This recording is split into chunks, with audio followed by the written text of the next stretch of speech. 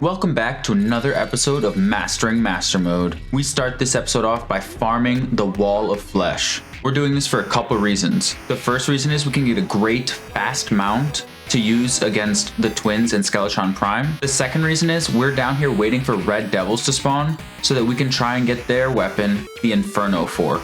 Our second battle against the Wall of Flesh gets a little dicey at the end since I'm using a weaker weapon to give myself more of a challenge and make it more interesting, as well as the fact that there's holes in the ground that I keep falling through, and that almost leads to my death.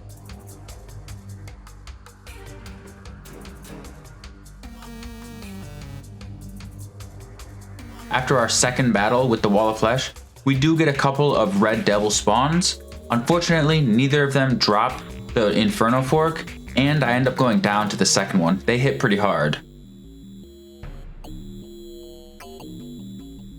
After that death, I end up crafting myself a Charm of Myths. This will allow me to use healing potions after 45 seconds rather than a full minute, which could end up saving my life down the road. After heading back down to the underworld on my very next encounter with the Red Devil, I get hit for 365 damage right off the bat and instantly die. Like I said, these guys hit hard. After failing to get the Inferno Fork, I try my hands at the twins again now that I have a much faster mount. And you can see that here based on the fact that I actually despawned Retinazer by getting too far away from it. Once I took out Spasmatism, I was too far away from the twins and it ended up despawning even though I was on a roll in that battle. That filled me with confidence, so I decided to spawn the twins again in the same night, even though it's getting pretty close to daytime. However, this fight didn't go nearly as well. When I tried to turn around, well, Spasmatism was turning into its second phase. I ended up getting caught right in its Cursed Flames breath, which took me out.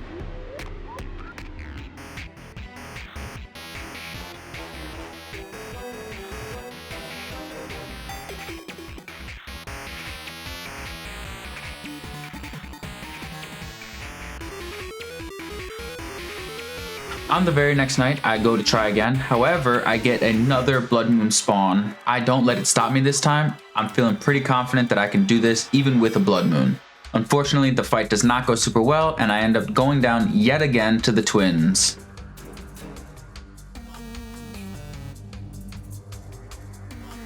Right after that, since it's still a Blood Moon, I'm sitting in my house thinking I'm safe when a chattering teeth bomb jumps over my house, turns around and comes through the door and blows me up.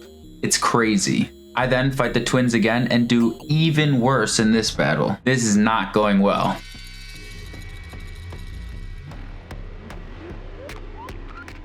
Speaking of doing even worse, a chattering teeth bomb once again blows up. This time it blew up through a wall and I can't even believe that I got hit by that. I hate these things. Not only do I hate the chattering teeth bombs, but I hate the clowns in general. All the weapons that they have at their disposal hit me for a ton of damage. Speaking of hitting me for a ton of damage, I get totally taken out with a combination of a giant bat and a skeleton archer. Those skeleton archers are brutal.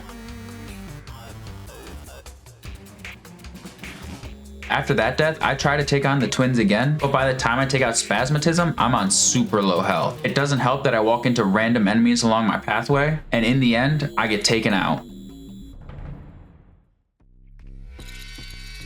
My next attempt looks doomed from the start when I get stuck inside a Spasmatism right at the beginning. However, I'm able to use a healing potion and avoid damage long enough that I actually get back to full health. Thank goodness, I don't think I could have handled another instant loss to the twins.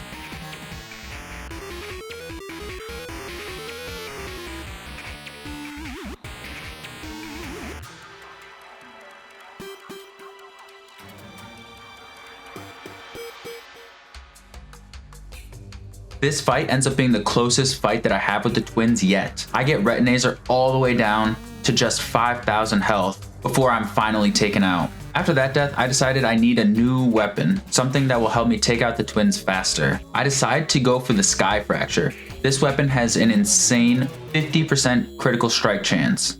My Cursed Flames book may have more base damage, but since I'll be hitting a lot more critical hits with the Sky Fracture, it actually has a higher DPS. I take the Sky Fracture to be reforged and spend a ton of money doing so. I have to reforge it so many times before I get the mythical enchantment, which is the best that any magic weapon can have. On my next fight with the twins, I'm using the Sky Fracture, and boy is this fight going well. I'm doing a ton of damage very quickly to the twins. Not only that, but it's actually a lot easier to aim than the Cursed Flames, since the projectiles fly in a straight line rather than an arc. That means hitting Spasmatism, all I have to do is hold my cursor to the right side of the screen, and Spasmatism will just run into the projectiles. The combination of my new Sky Fracture plus the mount that I got from the Wall of Flesh means I can outrun and outdamage Spasmatism much easier.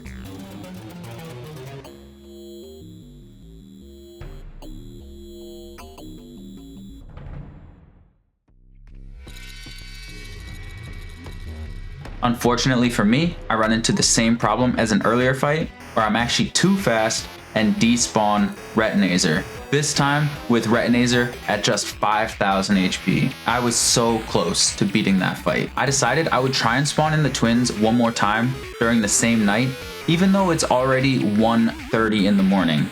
That gives me just 3 in-game hours or 3 real-life minutes to take out the twins. Given how long some of my earlier fights have been against the twins, that's a fairly risky move. However, I'm feeling extremely confident with the Sky Fracture, and I'm ready to go.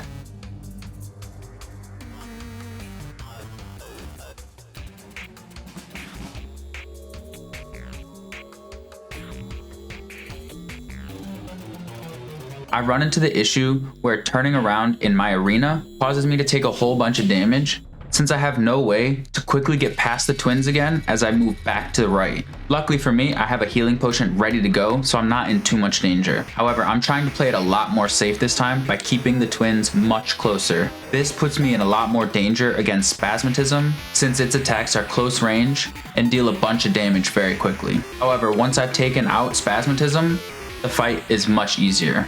I barely take any damage until Retinazer is at extremely low health. Once this happens, it goes into a sort of phase 3 where it shoots a lot more lasers much quicker.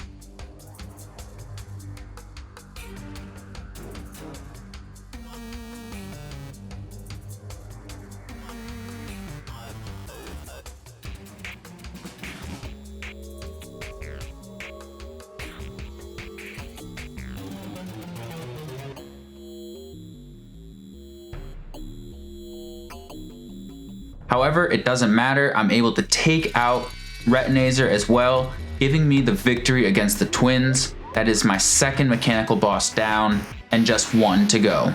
With that, we come to the end of the episode. I hope you guys enjoyed watching me take on the twins and finally beat them. It only took 10 to 12 attempts before I finally was able to do it, though I had a couple good ones in there that may have been victories if I hadn't despawned Retinazer by accident. If you enjoyed this episode, don't forget to drop a like, leave a comment, and subscribe for more Mastering Master Mode. Thank you everybody for watching, and I'll see you in the next episode where we take on Skeletron Prime.